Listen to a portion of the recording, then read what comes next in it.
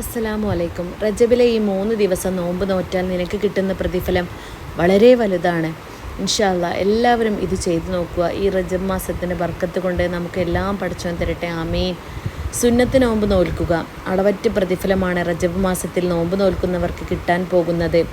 അള്ളാഹുവിനോട് നമ്മൾ റജബ് മാസത്തിൽ പ്രാർത്ഥിച്ചാൽ കിട്ടാത്ത ഒന്നും തന്നെ ഇല്ല. അതുകൊണ്ട് എല്ലാവരും പ്രാർത്ഥിക്കുക. മുത്തുനബി പറഞ്ഞു, സ്വർഗത്തിൽ റജബ് എന്ന് പേരുള്ള നദിയുണ്ട്.